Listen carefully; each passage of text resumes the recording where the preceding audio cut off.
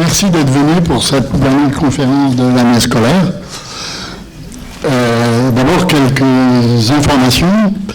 La prochaine conférence aura lieu ici, le 25 septembre. Elle sera donnée par un ancien du lycée de Morlaix, membre du comité scientifique de l'espace des sciences, qui s'appelle Gérard Laviec, certains d'entre vous le connaissent. Il a fait ses études au lycée de Morlaix, par un CAP et puis un bac technique.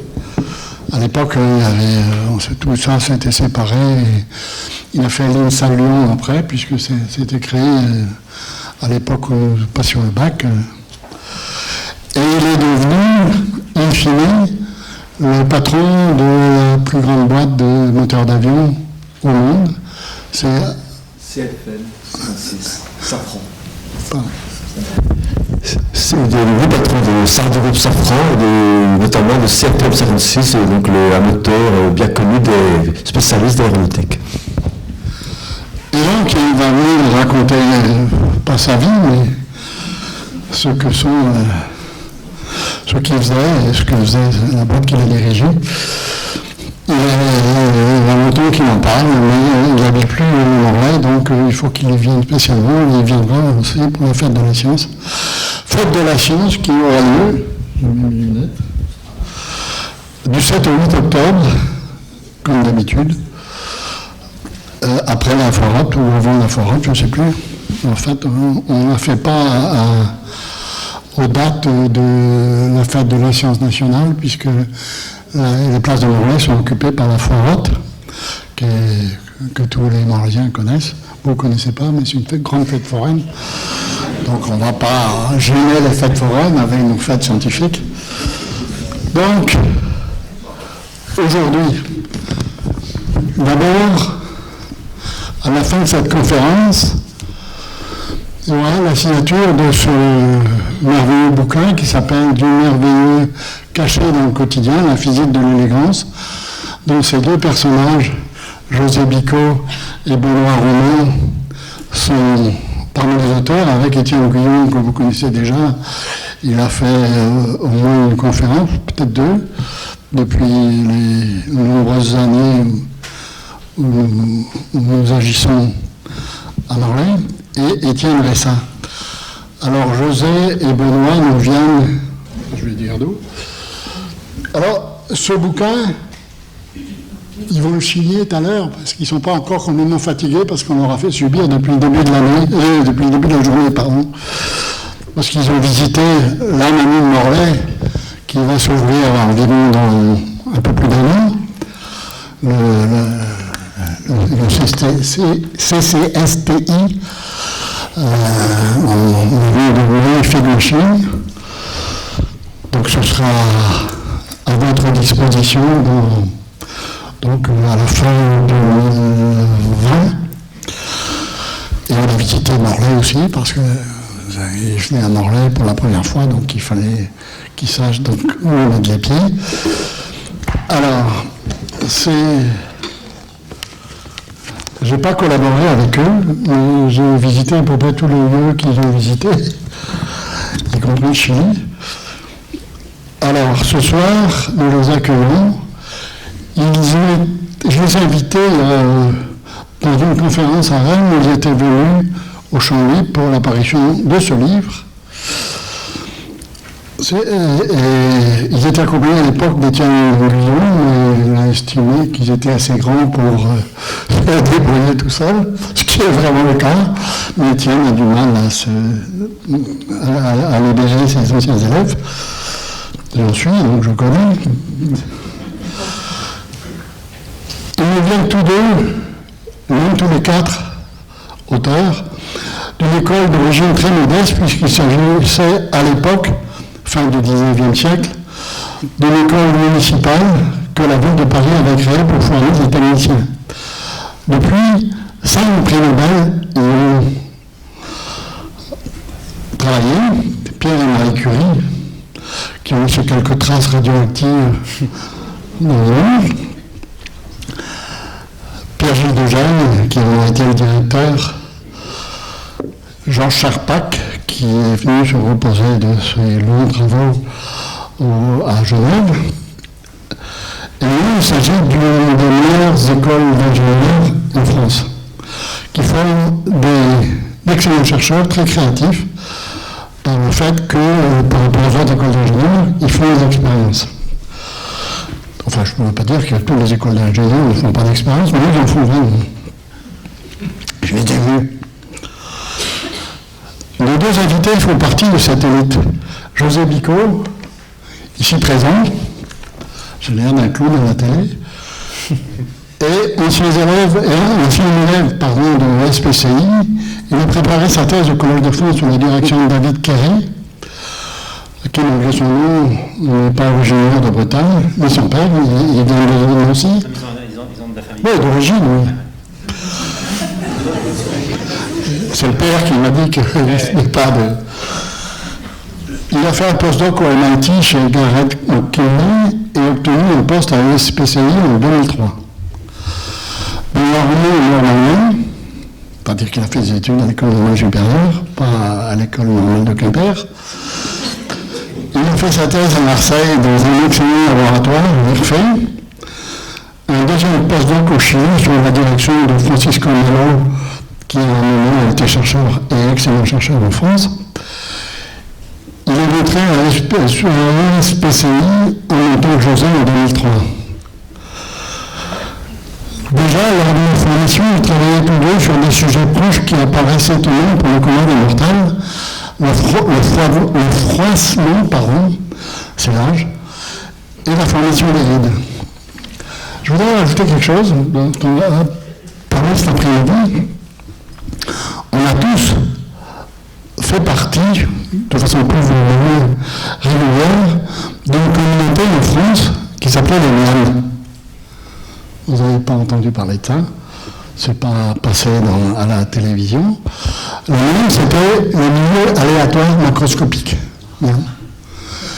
Et ceci, à l'origine, il y a deux physiciens qui faisaient partie du meilleur laboratoire de physique des solides de France, je veux dire le laboratoire de physique des solides d'Orsay, qui était dirigé par un excellent physicien, un des plus grands qu'on a eu à l'époque, qui était Jacques. Le directeur d'études. Friedel. Non, c'est vous qui oubliez. Jacques Friedel, qui est mort il y a peu de temps. Et donc, ces deux physiciens étaient Pierre-Gilles Degène et Étienne Guillon. Nous sommes tous des amis. Et ils travaillaient sur des objets normaux de la physique du solide de l'époque, c'est-à-dire sur des cristaux. Et Pierre-Gilles en particulier, mais Étienne aussi, se sont dit, on ne va pas continuer toute notre vie à travailler sur le même truc, il faudrait qu'on travaille sur des objets un peu plus travailler que cela, parce que tous les gens qui travaillent dans la physique du solide ont juste travaillé sur le même type de cristaux. Et ils se sont dit, qu'est-ce qu'on peut faire? Alors, un truc que les physiciens ne faisaient pas trop, c'était en France, c'était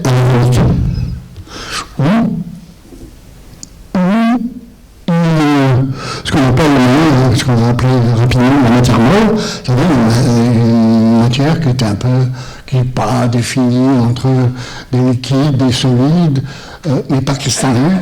Et il y avait des choses à faire, d'autant que, par exemple, les polymères, c'était des choses qu'on ne rencontrait pas trop dans les labos de recherche, mais beaucoup dans les labos industriels. Donc il se trouvait que c'était un bon job. Et donc, ils sont allés voir le CNRS, parce qu'à l'époque, quand on voulait faire quelque chose en recherche, on allait voir le CNRS, parce qu'à l'époque, le CNRS avait des sous et des postes. Et ils ont expliqué ce qu'ils voulaient faire. Et le physicien qui dirigeait la physique du CNRS à l'époque était un type ouvert, et il a dit allez-y. Et donc, ils ont eu un peu de sous pour créer une communauté qu'ils ont décidé d'appeler MIAM. Et il y a un tas de jeunes gens enfin certains plus très jeunes même, qui les ont rejoints dans cette communauté qui avait son lieu de prédilection pour se rencontrer, qui était un village vacances à Carré-le-Roi, dans le Midi. Vous allez dire, vous êtes culotté d'aller au bord de la Méditerranée comme ça, c'est ce que m'avait dit le directeur de la physique au CNRS. Il m'a dit, si tu veux avoir un prix Nobel quelque part, c'est pas en allant à Nancy. Alors, on a tous, moi, tas de gens avec qui j'ai passé les 30 plus belles années de ma vie, on a tous travaillé sur ces objets. Moi, je travaille sur le tas de sable. Eux travaillent sur les objets qui décrivent dans les bouquins et qui vont vous illustrer dans cette conférence. Ça a été une aventure humaine qui a été limitée ailleurs. Les États-Unis se sont dit, tiens, j'aimerais travailler là-dessus, et d'ailleurs à manger. Et on s'est bien amusé, on s'amuse toujours. 40 ans après, enfin, c'était en 1975, je crois, quelque chose comme ça, 80. Donc, 40 ans après, bon, il y en a qui sont en retraite, dont moi. Voilà, d'où ils viennent eux aussi. Parce qu'ils sont à l'ESPCI, ils supportent Étienne Guillon tous les jours, parce qu'il n'a pas pris vraiment sa retraite. Mais c'est ce que je dis, Étienne Guillon, c'est quand même le type que je respecte le plus actuellement. Donc, même s'il n'a pas des côtés désagréables, comme tout le monde. Donc, vous allez écouter des gens qui se sont mis à travailler sur des trucs que peu de physiciens, voire il y a 50 ans, pas de physiciens, travaillaient. Et ils font de l'excellente physique, tous les deux, et les deux autres signataires du bouquin aussi, il ne faut pas les oublier, mais qui ne servent pas la physique dont on parle dans les livres anciens. Là, je leur passe la parole. Pour le gars, ouais, sûr. Merci beaucoup pour cette introduction et bonsoir à tous. Donc moi je suis José Vico et donc Benoît est à côté de moi. Et c'est vrai que cette communauté des Miam nous a pas mal inspiré, puisqu'en fait la toute première conférence que j'ai faite quand j'étais jeune étudiant, mais c'était à Carré-le-Roi, donc ça devait être devant toi. Je présentais des petites traînées de gouttes dans des tubes de capillaires qui avaient inventé toutes seules. Bon, c'était il y a quelques années, je ne sais pas si tu te souviens. Et voilà, j'avais failli me casser la figure en montant sur l'estrade, j'avais déjà une petite expérience à montrer en direct, etc. C'était un peu stressant. Et voilà, heureusement je ne me suis pas cassé la figure, j'espère qu'on ne se cassera pas la figure non plus ce soir. Et voilà, alors ce qui nous a fait venir, c'est ce livre qui nous a pas mal occupé avec donc, nos deux autres co-auteurs. Et ce qui nous a attaché, et ce qui nous attache d'une certaine manière aussi, c'est de voir ce qu'il y a de voir les choses qui peuvent paraître complètement, enfin des choses qui sont dans la vie de tous les jours, qui peuvent paraître complètement inaperçues, qui peuvent paraître complètement inintéressantes si on n'y prête pas attention, mais ce qui nous a attaché, c'est de voir que dans des objets très banaux de la vie de tous les jours, on pourrait quand même extraire une physique intéressante. Et j'ai fait une musique. Je sais pas si c'est banal ou banal, ouais, c'est banal, bon, je sais plus. Des objets très courants, en tout cas, de la vie de tous les jours. À un moment, j'hésitais, ouais. Et qui avait quand même néanmoins de la physique intéressante. Et ce qu'on va essayer de vous montrer, c'est qu'avec même des objets du quotidien, on peut illustrer de la recherche tout à fait contemporaine en physique. Et voilà. Donc ici, par exemple, c'est une bulle de savon qui éclate. Et voilà, il y a pas mal de gens qui s'intéressent à comment fabriquer des bulles de savon, comment jouer sur les propriétés tensioactives pour stabiliser ou pas une bulle de savon. Donc même sur cet objet aussi banal qu'une simple bulle de savon, qui a été illustré par de nombreux artistes, on le voit dans nos nombreux tableaux du 19e siècle, cette bulle de savon a quand même des choses intéressantes. Il y a beaucoup de gens actuellement qui s'intéressent, notamment en France, à Rennes en particulier. Les spécialistes mondiaux des bulles de savon sont bretons, enfin en tout cas habitent à Rennes, et c'est des thèmes de recherche tout à fait courants. Alors, Peut-être qu'on va présenter rapidement l'équipe qui était impliquée dans le livre. Donc nos deux autres co-auteurs, donc Gaëtan Ressa qui est chercheur donc au laboratoire avec nous, Étienne Guyon donc qui est professeur émérite, qui vient très régulièrement au laboratoire, peut-être pas tous les jours non plus, mais au moins plusieurs jours par semaine, et Étienne actuellement fait plus de sciences dures au sens propre du terme, mais il fait beaucoup de diffusion scientifique.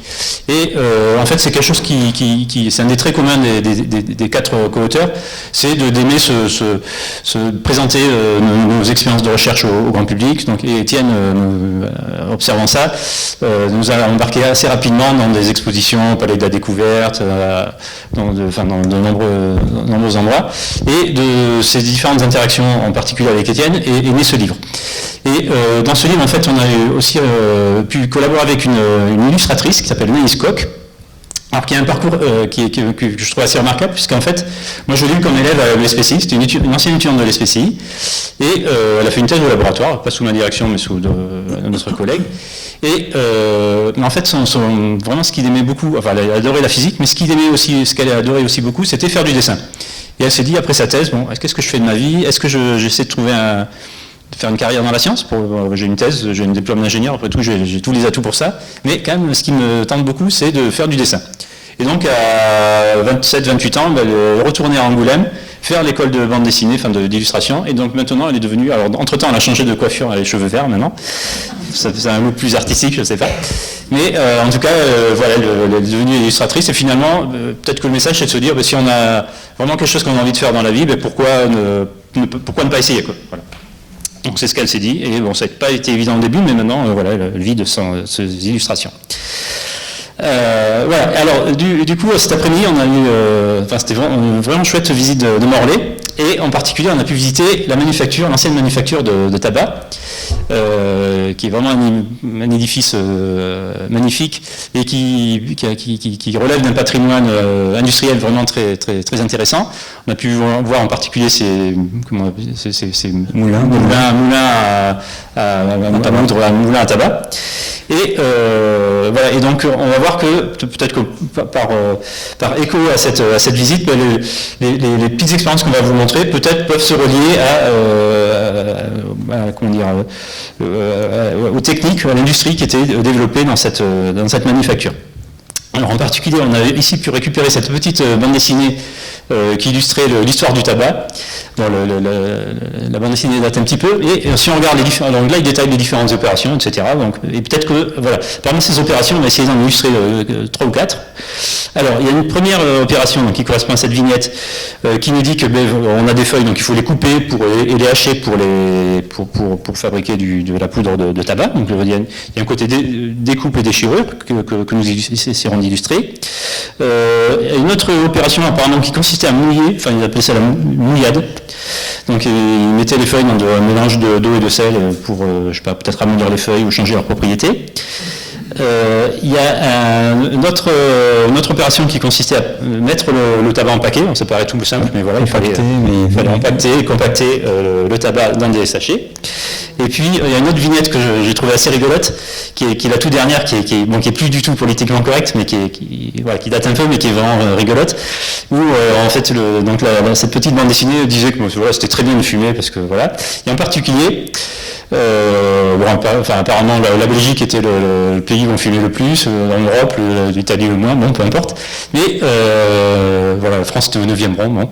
Et il terminait en disant qu'on a remarqué que jamais un crime n'a été commis, la pipe ou le cigare à la bouche. Donc de ce constat, l'auteur dit que le tabac est donc moralisateur. Donc c'est assez rigolo. C'est sûr qu'actuellement, je ne suis pas sûr qu'on puisse affirmer la même chose, mais c'est rigolo de se dire qu'à cette époque-là, c'était vraiment très bienvenu de fumer. Alors bien sûr, on ne va pas du tout vous préconiser que c'est bien de fumer, mais voilà. Il y a quand même, mais par contre, dans la fabrication du cigare, la mise en forme du tabac, il y a quand même des choses intéressantes. Et du coup, nous, ce qu'on va essayer d'illustrer, c'est 3 opérations donc, de la vie quotidienne, qui sont aussi issues, qui rendent compte aussi d'expériences de recherche actuelles, qui vont être donc de froisser, de mouiller, plier en mouillant et de déchirer. Et du coup, on va attaquer avec la thématique du froissement. Donc c'est moi qui le fais, c'est ça? Ouais. Donc on sait à peu près. Voilà, la première opération, je crois que ce micro marche aussi. Non, c'est plutôt celui-là. Qui est tout simple. Donc vous pouvez le faire très facilement chez vous. Vous prenez une feuille de papier et l'idée c'est voilà, vous la froissez et donc vous en faites une petite boulette. On fait une boulette et on obtient un objet qui en général paraît tellement banal qu'on va le jeter à la poubelle sans faire attention. Et le physicien va avoir peut-être des choses assez remarquables dans cette boulette. Le physicien va voir par exemple que dans cette boulette il y a des... Si on voit bien là, en fait, dans cette boulette, ce qu'on voit, c'est que le papier se froisse. Alors qu'est-ce que c'est que ce papier qui se froisse? On va voir qu'il adopte des plis. C'est évident. Entre ces plis, il y a des petits coins. Et on va voir que malgré ce désordre apparent, en fait, il y a une espèce de régularité qui apparaît dans ce papier. Et, ouais. Et je crois que je vais raconter la suite. C'est toi qui raconte la suite? Ah, ok. Donc là, ce que nous dit José, c'est que si on déplie ce papier et que voilà, on commence à le voir, et qu'on regarde plus finement, quelque chose qu'on pourrait jeter à la poubelle, bon, il y a des lignes et qui se rejoignent dans des points un peu singuliers. Et donc finalement, on peut voir ça comme un paysage assez complexe, mais toujours d'objets qui sont identiques, des lignes qui se croisent à des points. Et les physiciens ont commencé à se demander, et ça date des années 90, finalement, c'est pas n'importe quoi, et est-ce qu'on peut dire quelque chose de ces lignes? Quelles sont leurs propriétés mécaniques? Et quelle est leur organisation? Et finalement, si on comprend ça, on pourrait comprendre finalement qu'est-ce qui fait qu'une feuille de papier, quelle est la structure et quelle force il faudrait pour la comprimer, et aussi quelle est sa densité, des choses comme ça. Voilà. Et une chose qui a été étonnante qu'on peut observer, c'est que c'est des objets qui prennent beaucoup de surface finalement pour peu de volume. Et ça, on va voir par la suite que ça a un intérêt pratique intéressant. Alors, est-ce qu'on... C'était tout ? Hop. Donc oui, du papier froissé, finalement il n'y en a pas que à la maison, et en fait c'est un phénomène très général. Et donc voilà, ça c'est une feuille de coquelicot qui est froissée à l'intérieur de son bourgeon. Donc le froissement, c'est pas seulement un accident, c'est aussi une manière de compacter les choses. Voilà, on le trouve aussi dans la vie, pour des applications beaucoup plus technologiques. Alors, puisqu'en étant le papier à cigarette, vous voyez à peu près l'épaisseur que fait une feuille de papier à cigarette. Alors, est-ce que vous avez déjà entendu parler de graphène ? Non, peut-être, ouais. Alors, le graphène, c'est une espèce de feuille, c'est une feuille de carbone. Alors, une feuille de papier à cigarette, vous voyez, ça fait à peu près une dizaine de microns d'épaisseur, donc c'est quand même assez fin. Si vous prenez une feuille de papier à cigarette et que si vous imaginez une feuille qui serait peut-être 10 à 100 000 fois plus fine qu'une feuille de papier à cigarette, donc on obtient vraiment un objet ultra fin, c'est difficile d'imaginer plus fin que ça, en fait, il n'y a rien de plus fin que ça. Et donc c'est un matériau donc, à base de carbone qui a été découvert il n'y a pas très longtemps, il y a 5-6 ans, il y a eu un prix Nobel sur ce découvert du graphène il y a 5-6 ans. Une dizaine d'années, un petit peu moins. Et donc en fait, ce sont des feuilles de carbone. Monoatomiques, voilà, des feuilles de carbone monoatomiques. Et il se trouve que ces feuilles de carbone monoatomiques ont des propriétés à la fois électriques et mécaniques très inédites, très différentes des autres matériaux. Apparemment, c'est très résistant du point de vue mécanique et ça conduit très bien l'électricité. Et quand on froisse ces feuilles monoatomiques de carbone, en fait, on obtient exactement la même structure que de papier froissé qu'on a avec une boulette qui serait là peut-être 1 milliard de fois plus grande que cette feuille-là, quoi. Et du coup, comme ce qu'on vous a dit que donc une boulette de papier froissé a beaucoup de surface par rapport à un certain volume. Du coup, ça peut être intéressant si on veut avoir des applications où on veut qu'il y ait un grand échange entre la surface, si on veut qu'il y ait une grande surface d'échange sur un matériau. Et donc, ce qu'on pensait, les chercheurs ici américains, c'est que ces petites boulettes de graphène froissé, peut-être qu'on pourrait les utiliser pour fabriquer des électrodes pour des piles à lithium qui sont utilisées dans le futur pour nos batteries à lithium. Et l'idée, c'est qu'ici, on aura beaucoup de surface d'échange entre l'électrolyte dans lequel où l'échange électrique se fait et le support et l'électrode de la pile qui serait ainsi faite en graphène froissé. Oui. Alors, ça c'est pour les applications techno. Après, nous on aime bien aussi les applications un peu plus artistiques. Donc ça c'est un Ça, c'est un artiste qui s'appelle Simon Antaille et qui a une pratique très intéressante pour nous, c'est qu'il va froisser un drap, il va le comprimer en fait avec quelquefois un rouleau compresseur, il va étendre de la peinture sur la surface visible, donc sur la surface de la boulette de papier si vous voulez. Ensuite il va déplier et ce qu'on va voir c'est en creux la structure des plis.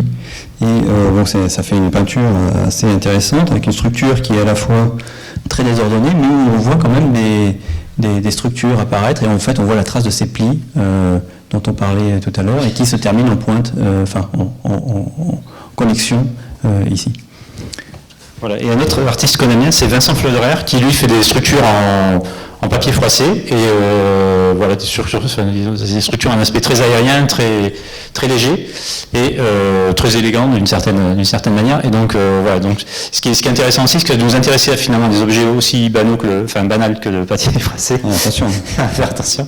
Nous avons aussi ouvert l'esprit vers des œuvres artistiques que moi personnellement que je connaissais pas avant et je trouve ça intéressant de s'ouvrir l'esprit aussi à d'autres disciplines, d'autres champs que notre champ restreint, enfin qui peut être parfois restreint de la science. Donc le papier froissé, finalement, on a vu que ça existait à grande échelle, à petite échelle même du graphène, l'objet le plus fin qu'on puisse imaginer. Mais finalement, en fait, la question qu'on pourrait se poser et qu'on ne se pose peut-être pas, c'est pourquoi est-ce que le papier se froisse finalement? Pourquoi est-ce qu'il va faire des plis aussi singuliers, aussi pointus? Vous savez bien que si vous manipulez une feuille très très mince, c'est hyper difficile de ne pas la froisser. C'est presque impossible de ne pas laisser des marques sur une feuille très très mince. C'est un peu bizarre. Voilà. Alors on peut se demander est-ce qu'il y a quelque chose de un peu.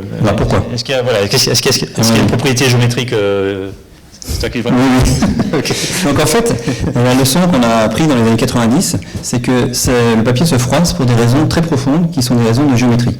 Et en fait, ça a à voir avec le problème du cartographe. Alors pourquoi? En fait, le problème du cartographe, c'est comment est-ce que je peux représenter une carte de la Terre qui est sphérique, en gros, et sur un plan. Mais on sait que c'est impossible de le faire sans étirer les continents. On sait que c'est, par exemple ici, il y a une représentation avec des disques qui ont partout la même taille, mais vous voyez que cette projection-là, qui est la projection habituelle, Mercator je pense, elle va étirer les disques en des ellipses à certains endroits, donc évidemment on essaie que ça se passe à des endroits qui ne nous intéressent pas, mais en fait c'est quand même un problème. On va toujours, quand on passe d'une sphère à un plan, on est obligé d'étirer les continents. Voilà, donc dans l'histoire, il y a toutes sortes de projections qui ont été proposées, mais quelles que soient, alors certaines permettent de garder les angles correctement, d'autres permettent de garder les aires des continents correctement, mais aucune ne permet de ne pas déformer les continents quand vous les projetez d'une sphère à un plan. Donc ça on le sait, mais en fait c'est dû à un monsieur très connu qui s'appelle monsieur Gauss, vous avez sûrement entendu parler de Gauss, c'est un mathématicien, c'est un physicien, on ne sait pas trop parce que c'était quelqu'un d'extrêmement prolixe, c'est un génie. Voilà. C'est un génie. Ouais. Et quand on dit théorème de Gauss, on ne sait pas de quoi on peut parler parce qu'il y a énormément de théorèmes de Gauss, mais celui-là, c'est celui qu'il a appelé lui-même le théorème remarquable. Donc lui, parmi ces théorèmes, il y en avait quelques-uns qui trouvaient, enfin celui-là, il trouve que c'est vraiment le meilleur. Il l'appelait le théorème egregium, c'est-à-dire celui qui sort du troupeau. Et c'est un théorème qu'on ne connaît pas bien, en général, qu'on ne connaît pas bien quand on fait de la physique ou quand on fait des études. Il n'apparaît pas naturellement souvent au cours de nos études. Pourtant, je trouve qu'il est très fort, il est très très intéressant, et donc on va essayer de vous donner ce qu'il nous dit, et ça va être un petit peu le fil conducteur qu'on va dérouler au cours de cette conférence. Donc là, c'est le moment où on parle de géométrie. Et son idée, c'était de dire, enfin son idée, ce qu'il a montré, c'est que si sur les surfaces, certaines surfaces sont plates, certaines surfaces sont courbées, mais pour lui, la courbure importante à regarder, c'est que sur chaque surface, en fait, c'est un peu plus compliqué. Par exemple, cette surface-là, vous voyez qu'en ce point-là, on peut dire qu'elle est courbée dans cette direction-là vers le haut, mais elle est courbée dans cette direction-là vers le bas. Et donc, qu'est-ce qui compte? Gauss nous dit, ce qui compte, c'est le produit de ces deux courbures. Et donc, comme il y en a une qui est vers le haut, qui est positive, par exemple, et l'autre qui est vers le bas, qui est négative, il va dire ça, c'est une courbure négative. Ici, sur une sphère, vous voyez que les deux courbures sont dans le même sens, et donc une sphère, c'est un objet de courbure positive, puisqu'on va multiplier deux nombres positifs. Et le plan, le plan, ça c'est facile, c'est une courbure nulle dans cette direction-là, une courbure nulle dans cette direction-là.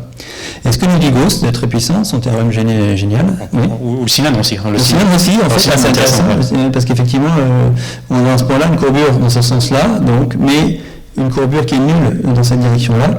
Et donc, quand on fait le produit de 0 par quelque chose, ça fait 0. Toujours 0. Et le cône aussi. Et donc, cette courbure-là est nulle. Et le cône, c'est pareil, il y a aussi une direction droite. Donc, ces deux objets-là sont des objets de courbure nulle. Et ce que nous dit... Peut-être qu'on peut le décrire sur une bouteille, non? Voilà, sur une bouteille, tu as raison. Dans une bouteille, c'est vrai que ces bouteilles-là sont marrantes parce qu'il y a toutes les courbures dessus. Ici, il y a une courbure donc positive. Voilà, on est courbé des deux manières, vers l'intérieur dans les deux directions. Ici, au milieu, là, on a une courbure qui est dans un sens et dans l'autre. Ok, donc là, je suis courbé comme ça, donc vers l'intérieur, et puis là, de l'autre côté, vers l'extérieur, donc ça fait plus fois moins ou moins fois plus, donc là, c'est négatif. Et voilà, et ben, c'est une courbure qui est... c'est courbé, d'accord, comme ça, mais... Voilà, donc je suis courbé vers l'intérieur, donc c'est positif ou négatif, mais fois 0, puisque ici, je suis plein. Voilà, et ce que nous dit Gauss, c'est que ces courbures-là, c'est une description géométrique, en fait, elles ont une conséquence mécanique très importante, et vous allez vous rendre compte la prochaine fois que vous appuyez sur une bouteille. Parce que si vous appuyez ici, ou si vous appuyez là, vous allez sentir que c'est très différent. Donc je vous laisse essayer dans votre tête, puis vous essayerez en vrai. Donc là, pourquoi est-ce que c'est différent? Parce qu'en fait, Gauss nous dit que si on a un objet comme ça mince et qu'il ne change pas ses distances, donc on essaye de faire une carte, on essaye de déformer sans changer les distances, eh bien, on ne peut pas changer la courbure de Gauss. Donc, si j'ai un objet avec une courbure de Gauss nulle, eh bien, la seule chose que je peux faire, c'est les objets à courbure de Gauss nulle. Ce qu'on appelle les surfaces développables. Donc une surface plane peut se transformer facilement en cylindre, ça je le fais souvent. Tu vas peut-être le faire, José. Un cylindre, vous savez faire. Un cône. Là, on ne déforme pas les continents. Voilà, on ne déforme pas les continents. Et je voulais vous dire que les objets minces préfèrent de moins se courber plutôt que s'étirer. S'étirer, c'est évident, hein. S'étirer, c'est très difficile. Et se courber, c'est possible. Donc les objets minces ont horreur de s'étirer. Donc on peut faire facilement un cylindre, on peut faire un cône. José, tu peux faire un cône. Voilà, maintenant, si tu essayes de courber ce cylindre dans un sens... Attends, on va essayer avec celui-là plutôt. Essaye de courber dans un sens, ça va. Puis, essaye de courber dans l'autre sens en même temps. Là, c'est plus dur. Ça va faire quoi? Ça se froisse. Ça se froisse, voilà. Et donc ça se froisse parce qu'en fait, les surfaces, les objets élastiques minces ont horreur de s'étirer. Et donc, ils vont plutôt... on les oblige à le faire quand on fait quelque chose comme ça. On essaye de les comprimer, de les courber dans plusieurs directions. Donc ils vont préférer se décomposer en morceaux qui sont chaque coup des morceaux minces, des morceaux de cône, comme ça. Qui sont donc terminés par des pointes, et ces cônes vont s'aplatir et devenir des plis, et donc finalement ils vont se décomposer en morceaux développables, où à chaque fois il va y avoir des pointes et des plis, et ces pointes vont devenir très pointus, et ça va marquer le matériau. C'est pour ça que dès qu'on fait une petite erreur, on empêche la solution, on empêche une solution très simple. Et donc ça va faire une pointe, et ces pointes-là, ça concentre les forces et ça va marquer le système. Donc finalement, pourquoi les matériaux se froissent, pourquoi ils ne vont pas juste se gondoler, gentiment, c'est à cause de M. Gauss. Voilà. Alors peut-être que pour illustrer ça, là c'est un peu compliqué, il y a de la géométrie, etc. On va peut-être essayer d'expliquer ça, pas d'expliquer, mais d'illustrer ça avec une expérience qui est toute simple, qui est de forcer un petit disque à prendre une forme de calotte sphérique. Donc ici on a un petit disque une feuille de plastique qui est brillante, un petit morceau de couverture de survie si vous voulez, et ici j'ai une demi-sphère et une coque ici qui colle parfaitement à la sphère. Je ne sais pas si on voit bien. C'est difficile parce il faut se mettre par là pour avoir l'idée, parce qu'en fait c'est l'envers. Voilà, regarde, hop. C'est pas mal. Voilà, ok. Donc là il y a deux donc ça s'emboîte parfaitement, donc on a un moule, et donc on va essayer de... Je vais te tenir. Ouais, allez. On va essayer de compacter notre petit disque entre cette sphère. On va voir que ça va, a priori, ça va pas être évident, puisque d'après ce qu'on vient de dire, ça ne devrait pas marcher. Donc on fait une technique. Le mot technique pour cette procédure s'appelle l'embossage. Donc on voit qu'au début, ça fait des trucs bizarres. Ça fait des... Je sais pas si on va mettre je vais peut-être enlever peut-être qu'on voit mieux sur la lumière. Ouais, on voit mieux. Peut-être que la mise au point n'est pas tip-top. Si je mets un peu plus haut, c'est mieux. Ouais, c'est mieux. Ah, voilà. Donc, vous voyez, ça fait des espèces de petits plis localisés. Avec des pointes. Hein. Avec des pointes, donc c'est pas très régulier. Ça commence à se froisser, et puis si on y va vraiment très fort, Alors là, ça devient vraiment compliqué. Et puis il y a un truc magique qui se produit, paf, quand ça se comprime vraiment très fort. Vous voyez, il y a une espèce de régularité qui apparaît. Alors, je ne sais pas si on voit bien là. Voilà, et donc on obtient des plis qui deviennent très réguliers. Ce qui est un peu étonnant parce qu'on part de quelque chose qui est initialement pas très régulier. Bon, plus on appuie, plus ça devient compliqué, puis boum, ça devient très compliqué au sens qu'il y a beaucoup de plis, mais ces plis adoptent une certaine régularité, une espèce de longueur d'onde, ils vont s'espacer d'une certaine manière, et ce qui est étonnant, c'est qu'il y a cette espèce de régularité qui apparaît lorsqu'on comprime vraiment très fort. Alors, ok. Ouais. Et donc le théorème de Gauss. Alors comment on va lier ça au théorème de Gauss? Non, mais il faut l'expliquer. Vas-y, est-ce que tu veux que je mette une... Non, pas. D'accord. Alors pourquoi le théorème comment on va lier ça au théorème de Gauss? Donc ce qu'on vient de voir, c'est que il faut déformer les continents sur le petit disque pour qu'ils puissent adopter une forme de calotte sphérique. Donc là, c'est un peu l'inverse du problème du cartographe. Et ici, j'ai un matériau qui est très mince, donc on a dit il est facile à courber, il est difficile à étirer. Et donc, si je prends ma petite feuille et que j'essaie de déformer les continents, j'ai deux manières. Donc, soit je tire dessus, mais là je vois qu'il faut vraiment que je tire très très fort pour qu'il se passe quelque chose, soit je rapproche les continents et donc je fais des plis. Donc si je fais des plis, c'est une manière de rapprocher mes continents, donc c'est une manière de déformer en apparence ma feuille en rapprochant les distances. Voilà. En fait, on est passé d'un plan à peu près une sphère, mais au prix de faire des plis. Au prix de faire des plis. Alors, donc ça c'était un des exemples du fait que quand on passe d'un plan à une sphère, il y a un problème et ça a des conséquences mécaniques. Voilà. Alors il y a un exemple que je suis sûr que vous connaissez de la vie de tous les jours. En fait, si vous regardez une capsule de bouteille, c'est exactement la même chose qui se produit. Quand une capsule initialement, c'est un petit disque qui est plat, on embosse autour du goulot de la bouteille et là ça va aussi faire des petits plis et de même pour les moules à gâteau. Les assiettes. Pour les assiettes. Les assiettes en papier. Les assiettes en papier, exactement. On part quelque chose qui est plat, on force, alors là on déforme plastiquement. Et du coup, ça va aussi adopter cette forme en petit pli. Alors là, bien sûr, dans ces deux cas, on localise les plis avec un outil spécial de manière à ce que tout soit bien régulier, soit plus régulier que ce qu'on a fait là, quoi. Et donc, ce sont tous des conséquences de ce problème de géométrie qu'on va illustrer dans d'autres expériences. Voilà, exactement. Alors, la deuxième chose, c'est qu'est-ce qui se passe quand on mouille un objet mince? C'était moi ou c'est toi? Je crois que c'était toi. C'est moi, ok. Il allait en parler. Et avant, ça aurait dû être moi. Ah bon, d'accord, on se dispute, pas trop souvent. Alors, l'objet qu'on va vous présenter, c'est ici cette pomme de pin. Est-ce que tu veux... Non, mais d'abord, la pomme de pin. Ouais. Voilà, on va vous parler de pomme de pin. C'est pareil, c'est un objet vraiment très, très banal, et malgré cet aspect banal, il y a... j'ai pas fait de faute. Il a quand même des propriétés remarquables, c'est que j'avais deux pommes de pin qui étaient initialement, donc j'avais deux pommes de pin qui sèches étaient comme ça, enfin donc une pomme de pin comme vous avez, vous pouvez ramasser sous un pain, et quand vous prenez votre pomme de pain et que vous la mouillez, donc initialement elle était pareil, donc la pomme de pain se referme, donc ça peut paraître étonnant que ces deux pommes de pain étaient identiques, mais en fait si. Oui, en fait moi c'est vrai que avant que José me raconte ça, je pensais qu'il y avait deux espèces de pommes de pin. Oui, en fait, c'est la même. C'est la même espèce, simplement quelquefois les mouiller, quelquefois les sécher. Voilà, les deux pommes viennent du même pain ou sapin, je sais non seulement ça, mais oui, cette pomme change de forme en fonction de l'humidité. Donc comment est-ce que ça se passe? Et alors ce qui est magique aussi, c'est que c'est réversible. Vous pouvez faire ça 1000 fois, ça va marcher 1000 fois. Vous le saviez que ces pommes de pin? Oui. Certains oui, certains non. Alors c'est connu. C'est connu, mais comment ça marche? Voilà, comment ça marche, on peut aussi illustrer. Alors, on a nos collègues de Amaco, c'est un groupe qui s'intéresse beaucoup à la... ça s'ouvre tout seul, bon voilà. Qui s'intéresse beaucoup à la...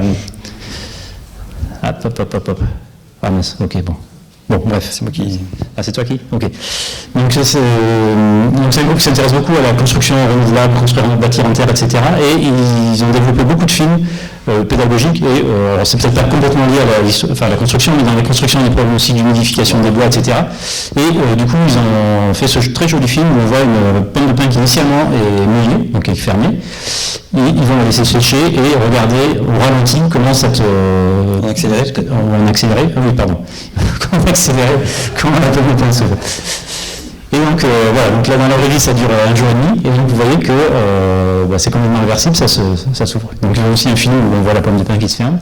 On voit d'ailleurs qu'il y a une petite vague, ça s'ouvre d'abord sur la queue, puis ça finit par s'ouvrir sur la tête. Il y a un sens de propagation. Il y a un sens de propagation, il y a une direction de propagation. Et voilà, alors c'est vrai que c'est un effet qui est connu. Alors pourquoi ça s'ouvre? Ça c'est peut-être moins intuitif. En fait, il y a des chercheurs qui ont regardé comment était constituée la pomme de pin, donc ces écailles. Si on coupe une écaille dans le sens de sa tranche, on va voir qu'il y a une zone qui est un peu plus sombre, enfin plus claire que l'autre. En fait, il y a deux bois orientés différemment, enfin deux bois différents dans cette écaille. Et le bois, vous savez que si vous prenez un morceau de bois et que vous le mettez dans l'eau, ou une éponge que vous le mettez dans l'eau, elle a tendance à gonfler. Elle se gorge d'eau et elle gonfle. C'est pareil pour le bois. Donc le bois, vous le mettez dans l'eau, il se gonfle. Et il se trouve que dans cette écaille, la partie foncée gonfle plus que la partie claire. Alors, oui, c'est ça. Ouais, c'est ça. Donc la partie foncée se gonfle plus que la partie claire. Et du coup, on va se retrouver avec un dilemme qui va être de comment caser. Voilà, initialement, on a la partie foncée qui a la même taille que la partie claire, ok. On mouille, donc la partie foncée, tout vient mouiller, mais la partie foncée devient plus longue que la partie claire. Donc là, c'est ce qui se passerait si tu coupais... Voilà, c'est ce qui se passerait si les deux parties n'étaient pas collées l'une sur l'autre. Mais elles sont collées l'une sur l'autre. Donc je n'ai pas le droit de faire une marche comme ça. Alors quel est le compromis que va trouver le système? Ça va être de se courber. Parce que si je me courbe, la partie à l'intérieur de la courbe, de la courbure va être plus petite que la partie à l'extérieur de la courbure. Moins longue, c'est ça? Moins longue, voilà. Et ainsi, les deux seront à peu près contents. Alors en fait, cet effet-là, on le retrouve aussi, si vous voulez vous en rappeler, dans les stades.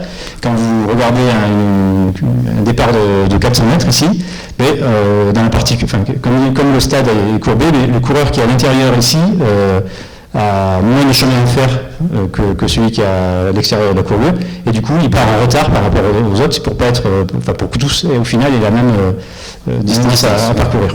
Voilà. Et donc et dans notre cas c'est un peu comme si la partie foncée et la partie claire mais partaient du même point de départ, et donc comme la partie extérieure doit parcourir plus de chemin. La partie extérieure doit parcourir plus de chemin. Voilà. C'est justement ce qu'elle veut faire. C'est exactement ce qu'elle veut faire. Et parce qu'elle a gonflé. Donc ça c'est une technique très utile pour fléchir, et donc ça c'est une vieille, c'est une technique vraiment ancienne et qui est utilisée par les pommes de pin, mais qui est utilisée aussi pour les clignotants, pour les thermostats de frigidaire ou des choses comme ça. Et alors là on voulait vous faire une expérience qui est peut-être plus récente en fait, qui a été décrite peut-être une dizaine d'années, quelque chose comme ça. Allez, vas-y, José. C'est Étienne, ça. Ouais, c'est notre collègue Étienne Ressa qui l'a montré. Peut-être qu'on peut décrire. Oui, alors ce qu'on va faire. Donc c'est une des expériences qu'on raconte, qu'on présente dans le bouquin, parce que dans notre bouquin, à chaque fin de chapitre, chacune petite histoire, on a une petite expérience qu'on doit être capable de faire dans sa cuisine. Donc là, on utilise du papier, en fait ici du papier calque, qu'on va couper et qu'on va poser sur de l'eau. Et alors là, malheureusement. Voilà, donc ici on a une petite boîte avec de l'eau. Je vais essayer d'assiette le mieux possible. C'est pas mal. Non ? Ouais.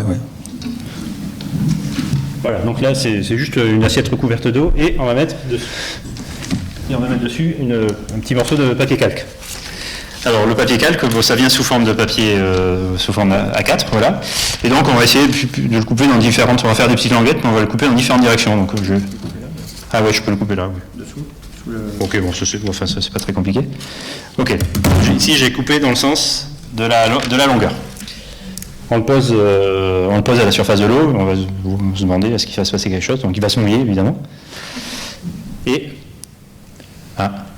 est-ce qu'on voit oui.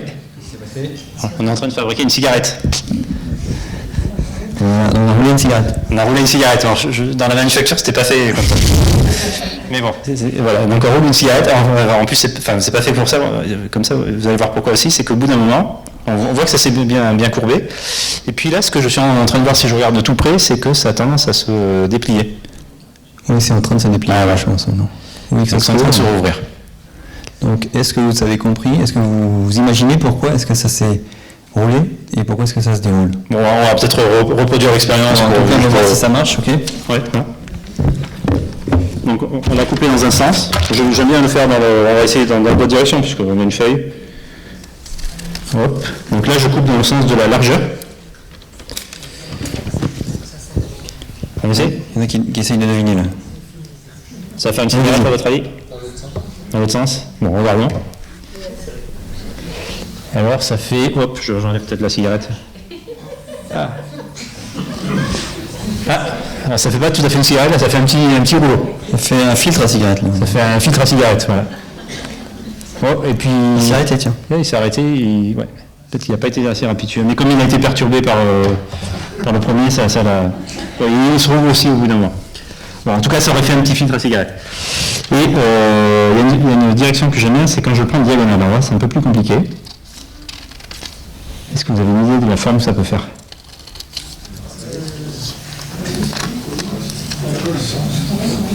Dans votre sens? Allons-y. Il faut faire l'expérience. Il faut faire l'expérience parce que c'est le mieux. C'est quand même le mieux. Alors allons-y. Hop. Et ça fait... Ça arrive. Ça fait un tortillon. Ça fait un tortillon. Un petit tortillon. Et puis il va se défaire aussi au bout d'un moment. On voit pas super bien. On voit pas hyper bien. Ouais, ça c'est pire. C'est pire, ok. Ok, donc ça fait un tortillon qui s'est rouvert, et donc, voilà. Alors du coup, ça ne me dit pas pourquoi ça s'est courbé. C'est ça ou c'est bon? Je peux... Ok, je vais le faire. Ok, alors pourquoi ça s'est courbé? Alors c'est la même... Attends, il est juste avant. Ouais. Alors pourquoi ça s'est courbé? C'est un peu la même explication que la pomme de pin. À part que là, j'ai un seul matériau. Donc j'ai ma feuille de papier qui initialement est sèche. Donc voilà, elle a une certaine longueur. Elle est sèche, ok. Et donc je vais la mettre en contact avec l'eau, mais l'eau va mettre un certain temps pour imprégner le papier. L'eau ne va pas imprégner immédiatement toute l'épaisseur. Et donc au départ, ça va être juste la partie du papier en contact avec l'eau qui va être mouillée et qui va gonfler. Par contre, le dessus, lui, il est encore sec, donc il ne gonfle pas. Et donc je me retrouve avec le même effet bilan, c'est-à-dire que le dessous a vu sa longueur augmenter, alors que le dessus, lui, n'a pas changé de longueur. Et donc je vais me courber. Mais au bout d'un moment, ce qu'on sent bien, c'est que la partie mouillée va, le front de mouillage, l'eau va envahir toute la feuille, et donc là, tout va vouloir s'allonger, et donc dans ce cas-là, je n'ai plus aucun intérêt à courber, tout va être tout bleu, et tout aura la même longueur, j'aurai une feuille qui sera identique à la précédente, qui sera un poil plus grande qu'avant, à cause du fait que tout a gonflé. Et alors après, ça ne nous dit pas, mais en fait, on se dit... Juste avant, on peut dire que c'est intéressant de regarder la vitesse. Donc en regardant la vitesse à laquelle ce système change de forme, et sa forme, on peut mesurer des choses qui ne sont pas évidentes à faire autrement, qui est la vitesse de diffusion de l'eau et aussi le taux de gonflement de ces papiers-là. Alors il y a peut-être une petite expérience qu'on aurait pu faire aussi, c'est de se dire, on voit aussi qu'il y a une direction qui est privilégiée. Ouais. On aurait pu se demander aussi ce qui se serait passé si j'avais pris un carré. Est-ce que ça se serait... Parce qu'après tout, ça aurait pu... En fait, il y a deux trucs là. Oui, il y a deux choses, vas-y. Ok. En fait, si on avait pris un carré, on peut faire l'expérience. Si je prends un carré, on pourrait se dire, ça pourrait... en fait, voilà, si je prends un carré, a priori, ça peut aussi bien se courber dans une direction que dans l'autre. Donc ça pourrait faire une espèce de calotte sphérique ou quelque chose comme ça. Mais en même temps, on vient de dire que transformer une feuille en quelque chose de sphérique, ça ne va pas très bien marcher. Donc si je prends un carré, ce qu'on va voir, c'est que ça se courbe uniquement dans une direction. Parce que c'est ce que M. Goss nous dit, c'est que ça va être difficile de courber une feuille dans deux directions à la fois, d'en faire une calotte sphérique. Alors bien que, du point de vue du gonflement, j'aurais bien envie de me courber dans les deux directions à la fois. Parce qu'elle est allongée dans cette direction-là, et elle est allongée dans cette direction-là aussi, donc elle aimerait être courbée dans deux directions. Il va être obligé quand même d'en choisir une, d'après ce que m'a dit M. Goss.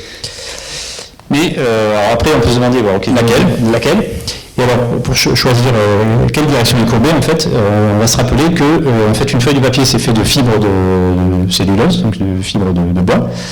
Et dans le processus de fabrication de ce papier, en fait, les fibres sont orientées dans une certaine direction. Donc, si je prends une feuille de papier A4, comme cette feuille-ci, en fait, les fibres sont plutôt orientées dans la verticale. Donc ça, c'est le processus de fabrication qui fait ça. Bon, c'est pas parfaitement vertical, mais disons que c'est en moyenne verticale. Et de telle sorte que cette feuille de papier A4, en fait, elle est plus rigide dans le sens de la longueur que dans le sens de la largeur. Parce que si je plie une feuille dans le sens de la longueur, je vais être obligé de courber mes petites fibres qui sont un peu plus rigides, alors que si je la courbe dans le sens de la largeur, je ne change pas la courbure de ces fibres. Et donc, quand je prends mes petits échantillons, mes 3 petits échantillons, en fait, ces feuilles vont avoir envie de se courber dans la direction des perpendiculaires aux fibres, en prenant les fibres comme axe de courbure. Et donc c'est pour ça que, en fonction de la coupe, je vais faire un tortillon ou faire le tortillon, en fait, c'est simplement un cylindre. C'est juste un cylindre qui est voilà.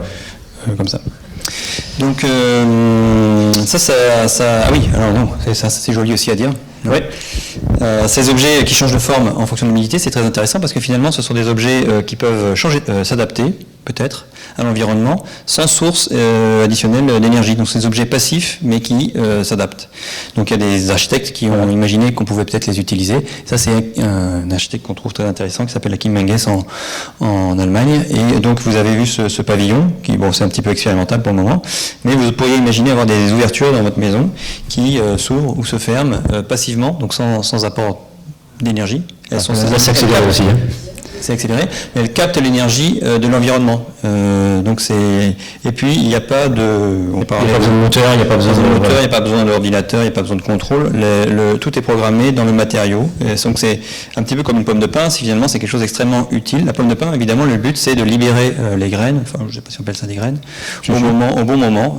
Donc ouvrir les écailles au moment où c'est sec.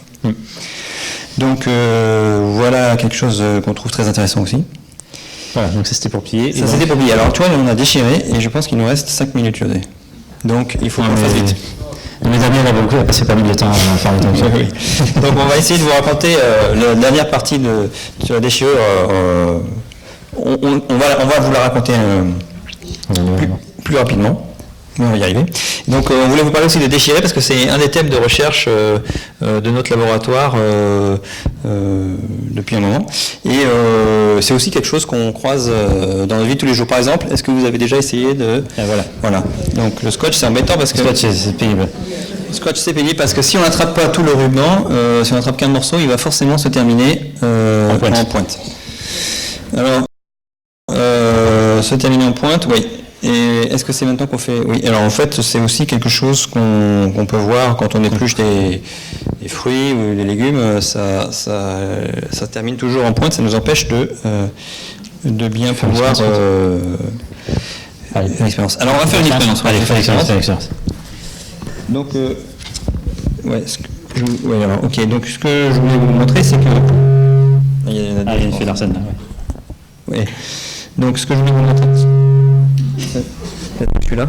Donc on voulait vous montrer une expérience très simple, mais qui nous a posé pas mal de questions sur... Est-ce qu'on voit ça? Ok. Donc je vais faire une expérience simplement. Donc ça c'est du plastique qui ressemble beaucoup au plastique de papier d'emballage de gâteau. Et je vais tirer sur une languette que j'ai fait en formant... j'ai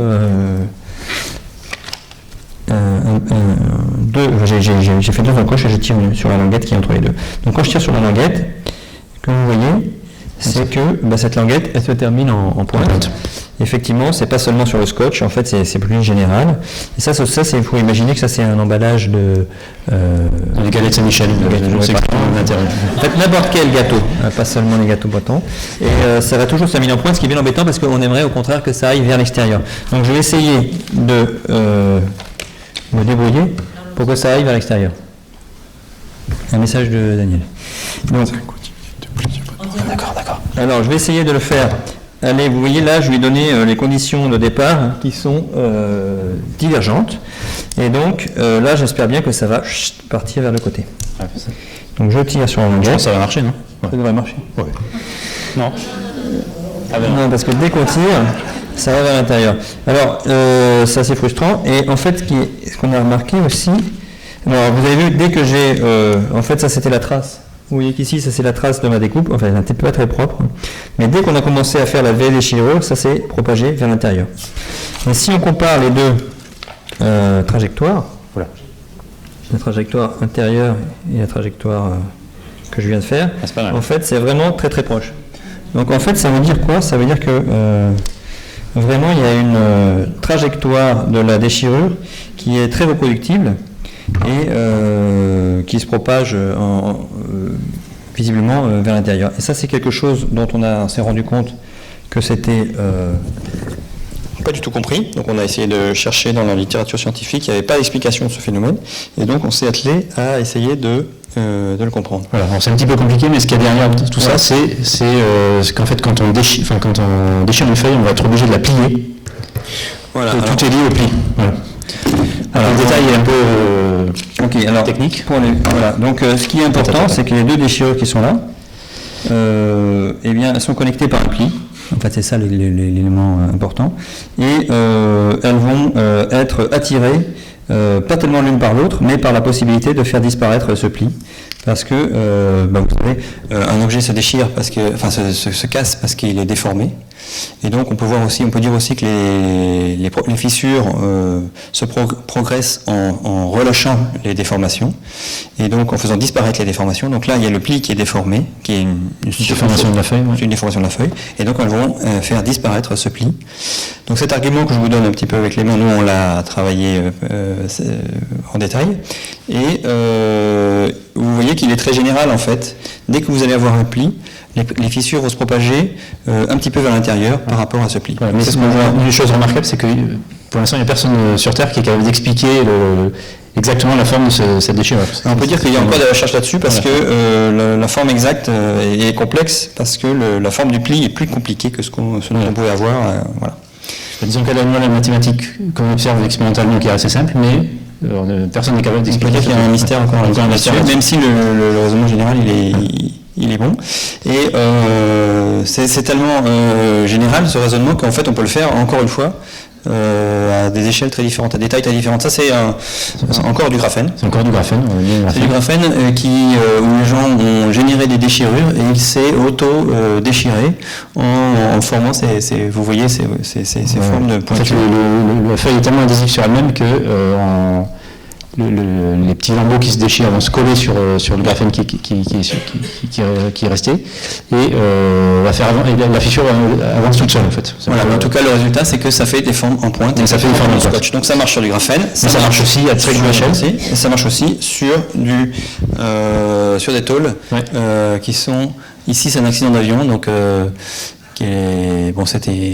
alors apparemment personne n'a été. Bah si, il y a quand même.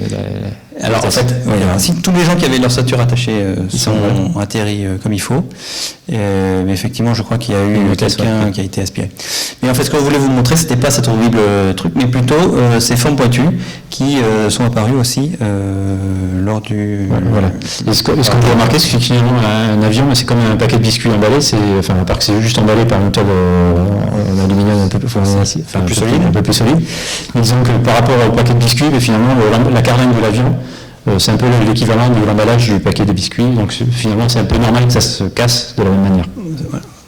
Donc c'est assez indépendant du matériau, c'est indépendant de l'échelle, et en fait, de nouveau, on a commencé à les voir un peu partout, et il y a quelqu'un qui les a vus, ces formes partout, c'est un monsieur qui s'appelle Jacques Villaglet, qui est un artiste assez connu dans le monde artistique. Moi je suis devenu un grand admirateur de cet artiste. Il a commencé à collectionner les affiches déchirées en 1949. D'ailleurs, il vient de Saint-Malo, lui. Donc, depuis 1949, il collectionne les affiches déchirées en disant que ce sont des œuvres collectives et anonymes qui sont donc faites par les passants au cours de leur passage dans la ville. Et dans ces œuvres, on voit bien sûr toutes ces formes pointues. Ouais. Que vous voyez là, donc qu'on a expliqué. Et ce qui était joli à cette époque-là, c'est qu'en fait les affiches avaient peu de couleurs, étaient assez monochromatiques, et donc on avait une couche de rouge par-dessus une couche de bleu, par-dessus une couche de c'est parce qu'en fait les affiches étaient toutes sauvages, et donc il y avait des aplats en couleurs pour séparer les affiches les unes des autres, donc lui, il a encadré certains... Voilà, quand les gens arrachaient une des couches, en fait, on voyait la couleur qui était dessous, quoi. D'où ce contraste et ces formes jolies. Donc c'est devenu sa forme principale d'expression artistique pendant 60 ans, quelque chose comme ça, et il a eu une exposition à Beaubourg en 2008, personnelle dans tout l'étage de Beaubourg, donc c'est un grand artiste, et peut-être ce qui est intéressant, c'est que finalement, avant de l'avoir rencontré, j'étais souvent, quand je passais devant les affiches arrachées, à Paris, dans le métro, on voit souvent des affiches arrachées comme ça, et c'est un peu agressif, on se sent un peu agressé par une dégradation comme ça du milieu public. Mais depuis que j'ai vu ces œuvres, effectivement, je me dis, tiens, celle-là, elle est belle, etc. Celle-ci est bien réussie. Et donc, le tour de force, c'est de réussir à faire changer le regard sur des objets qu'on voit autour de nous. Et c'est un peu aussi ce qu'on peut faire en physique, parce qu'on peut voir aussi ça comme des très beaux objets d'études et des questions intéressantes. Voilà. Et une petite chose qu'on peut faire, c'est de bloquer la... Voilà. Alors, ça c'est la spécialité de Benoît. Si tu veux, je fais l'expérience, tu parles. Ah ok. Alors c'est l'expérience de Benoît quand même à la base. J'avoue que j'ai moins participé. Alors, oui. Voilà, du coup l'idée, on a vu que si on avait deux déchirures, ça se termine en pointe. Et une idée de Benoît qui était de se dire, mais qu'est-ce qui peut se passer si je bloque une déchirure? Alors on peut se dire, je vais la bloquer en mettant mon doigt dessus, bon, ça peut marcher, on sent que c'est pas très confortable.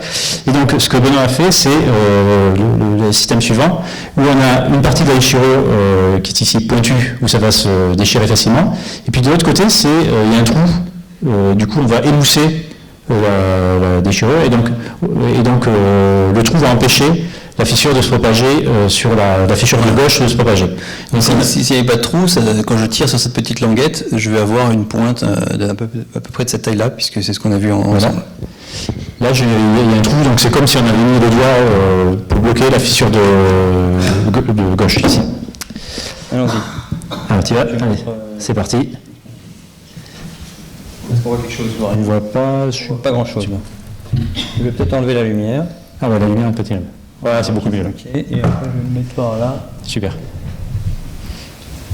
Non, c'est pas mal, c'est pas mal. Bien là? Oui. Ok. Donc le jeu, ça va être ça. Le petit trou maintenant est en bas en fait. Ah oui, c'est vrai. Donc là, j'ai la petite languette que je vais prendre. Et l'idée, c'est d'essayer de la tirer sur la languette. Et malheureusement, ma main va être au milieu. Donc vous n'allez pas forcément bien voir, mais je tire. Oh. Est-ce que vous avez vu quelque chose? Vous avez vu que ça s'est mis à tourner en fait. Ah, ça a tourné. Je continue à tourner. Oh. Ah ouais. Voilà. Donc, ça fait un escargot. C'est intéressant parce que ça fait une ouverture qui est devenue divergente et maintenant je peux manger les gâteaux. À l'intérieur. Donc on a un film au cas où ça n'avait pas marché. Bon, mais le film, ça a marché là. On peut se sauter le film. Allez. Ok. Nice. Hop. Ok, bon, on le fait rapidement. En fait, ce que vous voyez, c'est pas mal de montrer. Okay. Oui. Ce qui est intéressant de remarquer, c'est que vous voyez qu'il y a, ça se déroule un peu comme un arbre de Noël, ça c'est beau. Et vous voyez que en fait, là, la fissure, se trouve ici, et en fait, vous pouvez noter qu'il y a un pli. Encore une sorte de pli. Hein. Il y a encore une sorte de pli qui est en train de joindre la pointe de la fissure à la tangente au tour précédent.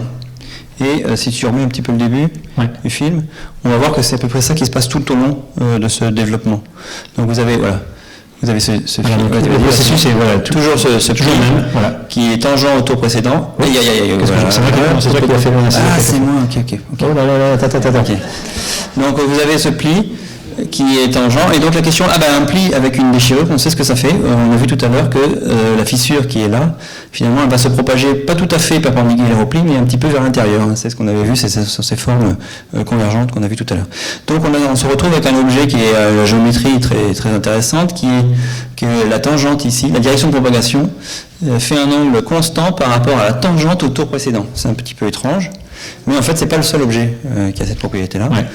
Donc, on n'est pas sur le code Breton, mais il y a... Voilà un objet qui... En fait, c'est une spirale, mais c'est une spirale qui a la propriété que partout, la direction de propagation ici fait un angle constant par rapport à la tangente au tour précédent. Voilà. Et alors, en fait, ça rappelle un animal qui est... Alors, je pense à ma connaissance qu'on ne trouve pas sur les codes Breton, mais plus dans les eaux chaudes, qui est le nautile.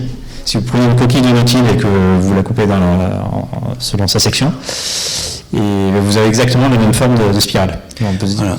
Donc c'est une spirale qui a la propriété d'avoir des propriétés d'angle qui sont constantes au cours du temps. Elle ne change pas de forme, mais elle grandit. Donc c'est une spirale qui a pas on dit qu'elle est autosimilaire, elle n'a pas d'échelle. Et en fait, elle grandit exponentiellement. Enfin, la distance au centre grandit exponentiellement avec le nombre de tours. Et ça s'appelle la spirale logarithmique. Plein d'exemples naturels. Spirale merveilleuse. Voilà. Qui n'est pas seulement le nautile, là, tous les escargots. À part les escargots, c'est pas le nautile, il y a le côté symétrique. Oui, c'est vrai que les escargots peuvent être comme ça. Voilà, donc ça fait, il y a un côté... Donc effectivement, c'est intéressant parce que ça a transformé une déchirure qui pouvait être convergente en quelque chose qui est divergent exponentiellement. Voilà. Donc on se dit peut-être ça pourrait être utile pour ouvrir les paquets. Oups. Parce que quelquefois l'ouverture de certains paquets n'est pas si évident. Donc là on peut se dire que par exemple on pourrait ouvrir des CD, des boîtes de CD avec cette ouverture comme ça pour pouvoir extraire le CD plus facilement. Enfin, tout le monde a eu. Le problème c'est ça, c'est que je pense que personne n'a acheté de CD dans les 5 dernières années ici. Et pour les paquets, par contre, pour les paquets de galettes bretonnes, c'est peut-être pas mal. Non, pour le chocolat, je pense qu'il y a...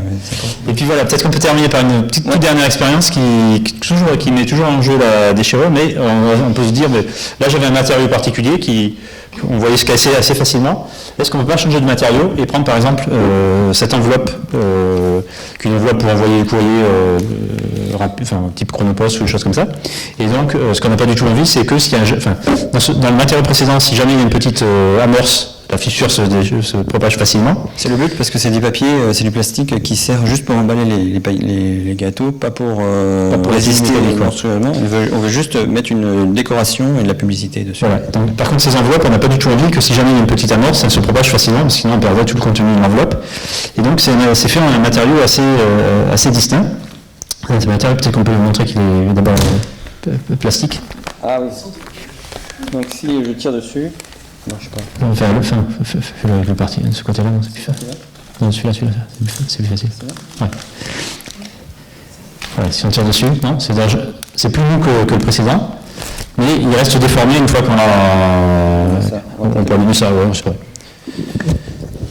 Voilà, donc c'est un matériau qui est, au sens mécanique, qui est plastique.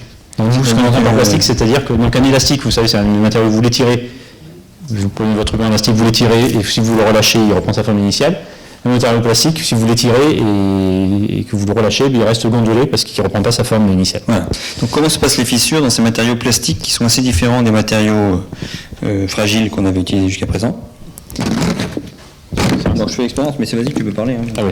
Voilà, donc Benoît a fait une petite encoche, et donc là il va déchirer le matériau. Et voilà, et donc c'est assez remarquable, c'est que cette déchirure conduit à une forme assez étonnante, puisque vous voyez que le bord de la déchirure maintenant a adopté un peu une forme de salade, une espèce de dentelle. Une forme de dentelle. Et d'ailleurs ce qui est remarquable, c'est qu'on voit qu'il y a des vagues, et dans les vagues, on va peut-être le voir en photo, on voit peut-être bien. Alors je vais peut-être vous le montrer. Donc ça fait cette forme en dentelle. On peut peut-être complexe, hein, c'est pas juste une jolie vague. Ce qui est assez remarquable, ça a l'air beaucoup plus dentelle, comme quelqu'un disait.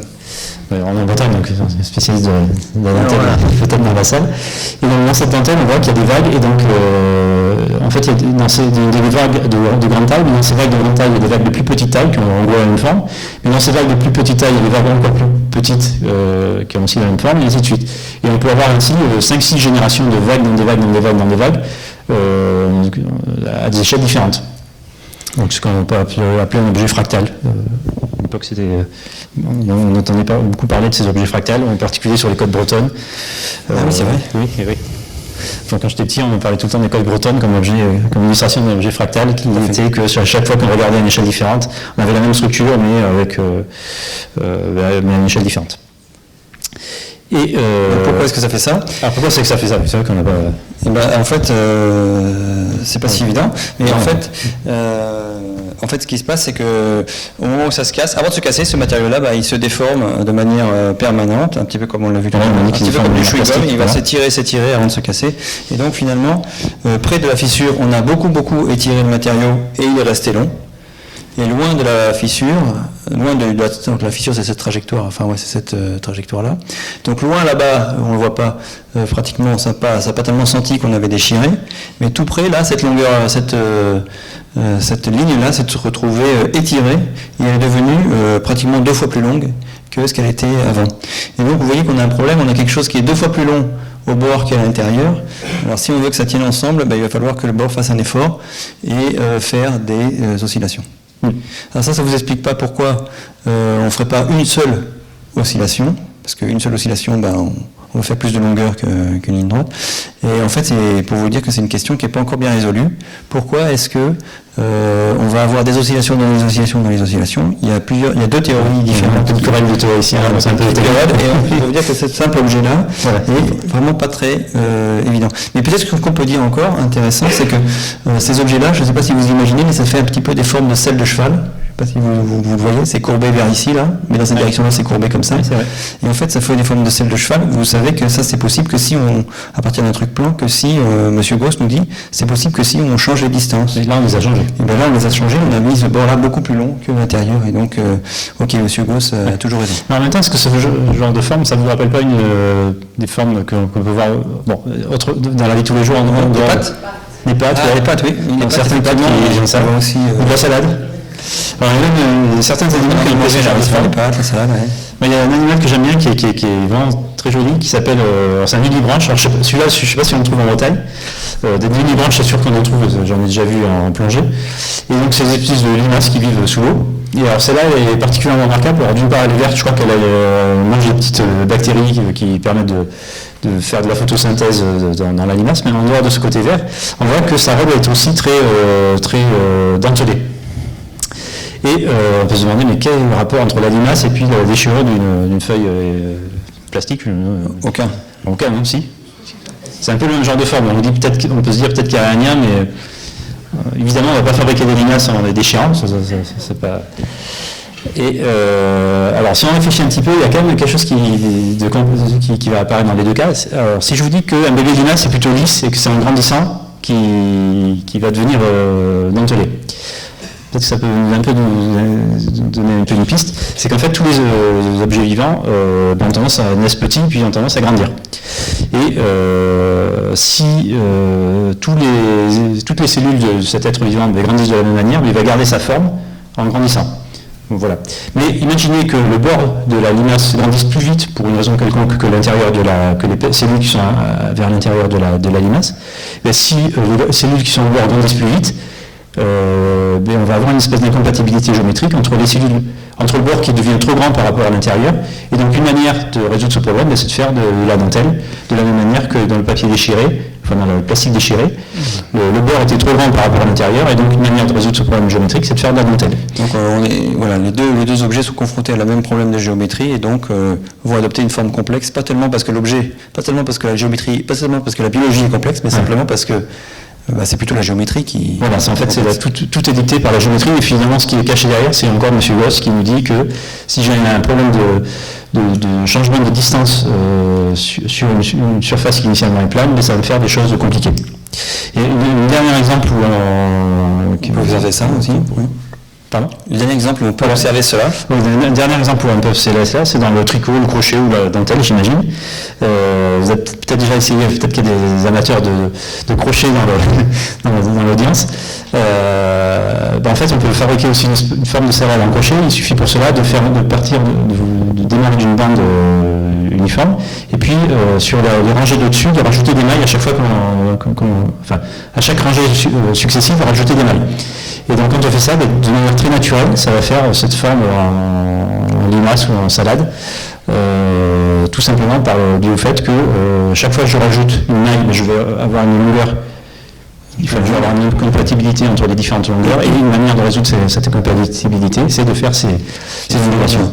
Qui sont des formes de selles de cheval un petit peu partout, très envers les ficotés. Voilà, on arrive en fait un petit peu à la fin de notre... Vous voulez raconter un peu exposé, voilà. Donc j'espère qu'on vous a convaincu que finalement, même dans la vie de tous les jours, dans notre quotidien, il y a pas mal de petites merveilles qui sont un peu cachées. Alors, on va juste illustrer quelques exemples ici sur cet exposé. Dans le livre, on décrit d'autres thèmes, en particulier des thèmes de la matière granulaire, la capillarité, des choses comme ça. Et donc, peut-être que le message, c'est que c'est à vous de jouer maintenant. Chaque petite histoire qu'on raconte est illustrée par une petite expérience que vous pouvez faire à la maison. Et c'est vrai qu'aujourd'hui, on a essayé de vous montrer plutôt des choses qui sont faites passer au labo et qui sont peut-être de manière surprenante des questions de recherche très récentes, voire même des questions ouvertes. Voilà. Donc il y a beaucoup de choses autour de nous. Ce qu'on a appris, c'est qu'il y a beaucoup de choses autour de nous qu'on ne voit pas, qu'on ne regarde pas, et qui sont pourtant des questions, enfin qui sont pourtant des choses intéressantes, des choses un peu surprenantes. Et changer de regard sur ce qu'on a autour de nous, c'est une leçon qu'on a appris nous au cours de nos recherches. Merci. Voilà. Merci beaucoup.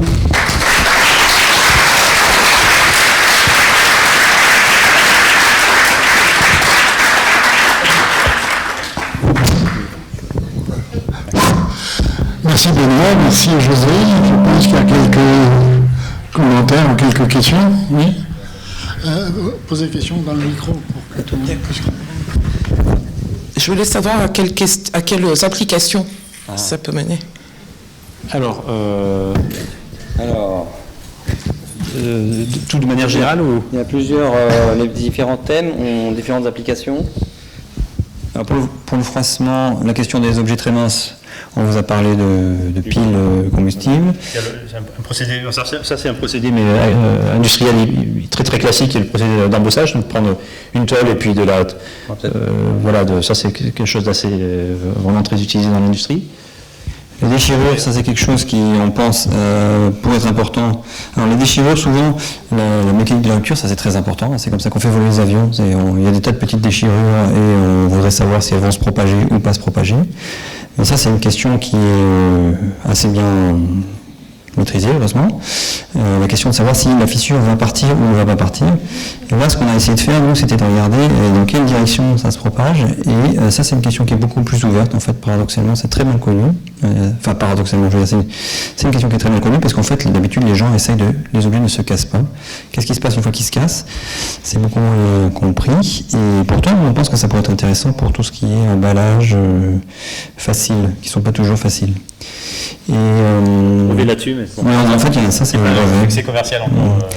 Peut-être qu'on peut dire aussi que les objets qui changent de forme, ça c'est quelque chose sur lequel on travaille de manière assez on ne vous en a pas parlé, mais c'est aussi un domaine où on pense qu'il y a pas mal d'applications. Il y a en ce moment pas mal de travail sur les objets qui sont... Alors, les robots pour l'instant sont un petit peu calqués sur nos muscles, sur nos squelettes. Il y a des articulations, des segments et puis il y a des muscles.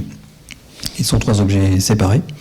Mais en ce moment, il y a tout un développement d'objets qui seraient des robots mous, dans lesquels on aurait un petit peu comme un bras de poulpe,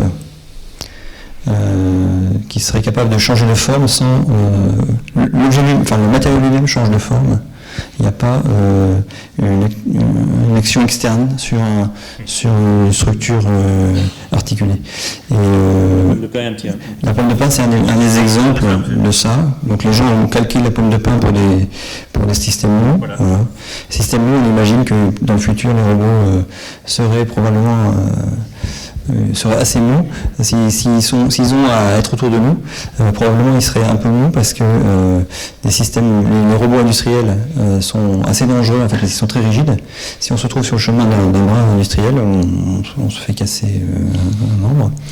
Et s'il y a des robots autour de nous dans le futur, ce seront des robots qui ont un certain degré de souplesse. Et peut-être que ces objets mous qui sont capables de se déformer sans être trop rigides, voilà, ça c'est une autre application. Ah oui, alors ça oui. Alors les languettes dans les paquets de gâteaux, c'est une des solutions que les gens ont pour faire des emballages faciles. Nous, on pense qu'il y a plein de choses à faire. En fait, il y a très peu de recherche dans ce domaine-là. Et il y a beaucoup de choses à faire à notre avis. Ouais. La languette ne marche pas toujours aussi bien que ça. La languette, ça marche. Quelquefois, ça marche pas. Ouais. Ça aide, oui.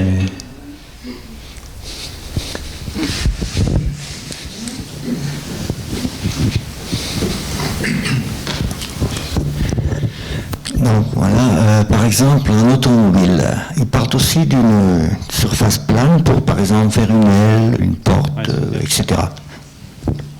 Oui, tout à fait. Je ne sais pas si c'est le même procédé. Tout à fait.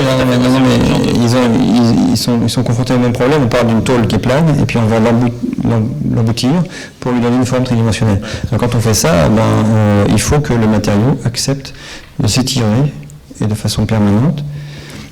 Et c'est assez compliqué. Et donc il faut gérer ce problème-là. Et on sait qu'on ne peut pas faire n'importe quelle forme avec ça. Exactement. Oui. Donc c'est parce que ce sont des matériaux plastiques qui vont accepter de s'étirer qu'on va réussir à le faire. Il faut les plaquer fort pour éviter plutôt qu'ils se plissent. Donc il faut tout à fait. Le problème de géométrie de M. Gross dit que les matériaux doivent s'étirer beaucoup si on essaie de les emboutir. On ne va pas juste les courber, on doit les étirer pour qu'ils se conforment.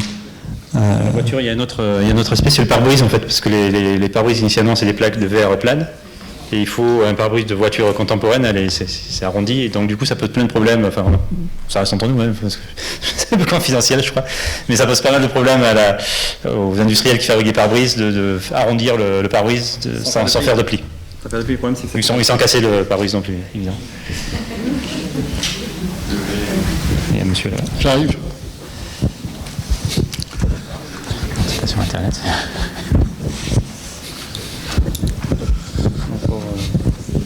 La mienne, il monte.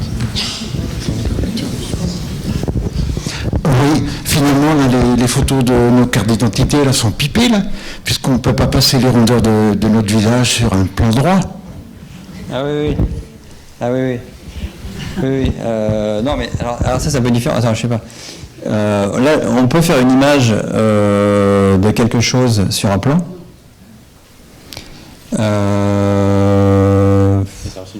Mais c'est une projection. Effectivement, si vous prenez une image de moi comme ça, vous allez avoir l'impression que ma joue est toute mince. Alors qu'en fait, en vrai, elle est longue. Ou alors le nez, vous allez voir juste ça.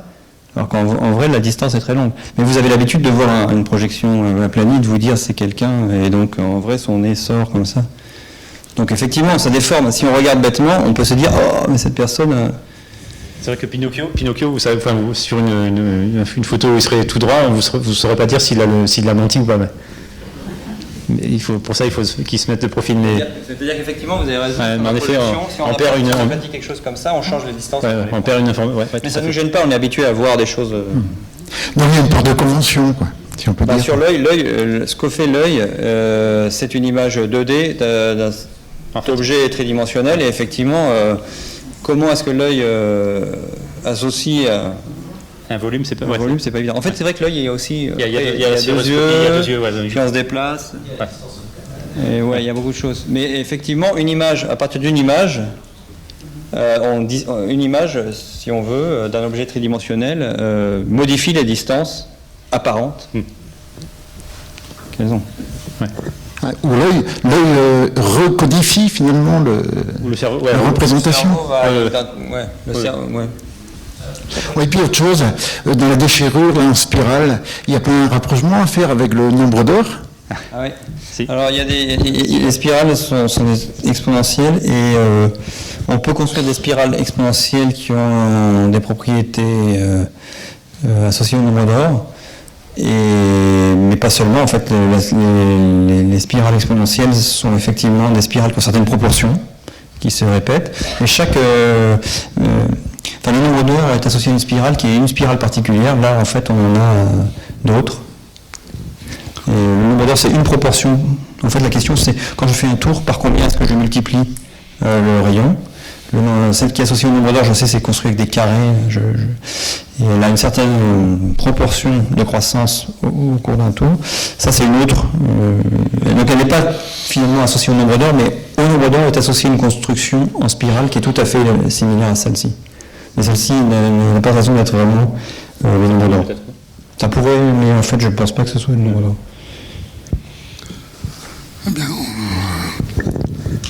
Bien, on va s'arrêter là pour avoir le temps de ces jeunes gens de signer quelques livres, si vous voulez bien les acheter. On va les remercier là-bas.